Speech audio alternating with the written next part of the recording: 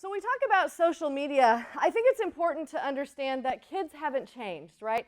The basics of kids has not changed, but the tools for kids have changed. I think about, back in the day when we would sit down for dinner and we'd all be sitting around the table and, that old dinosaur on the wall would start to ring. And immediately I would leap over and run and try and go to the phone. And my dad would say, "Sit down. We didn't invite them to call. We are not obligated to answer."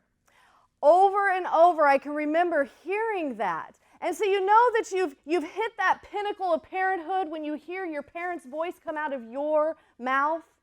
In my case, it was when my daughter was in 6th grade. She had some friends over. These were a group of girls that were on the same volleyball team. And so we had a volleyball tournament the next morning. And so this group of girls, they were staying at our house so that we could all get up at 4 in the morning, to go to the volleyball tournament. And there were 2 other girls that were friends with this group, but they weren't part of the team. And so they weren't there that evening. And all I heard, my husband and I were down in the kitchen, and we hear this stampede and this rushing down the stairs. And the thing we hear are the girls saying, and you need to call her mom. I'm like, whoa, what is going on? Well, they had been bombarded with texts from the other 2 girls because those girls were feeling left out. And so they wanted me to do something about it, to call their parents. And I said, well, you know what?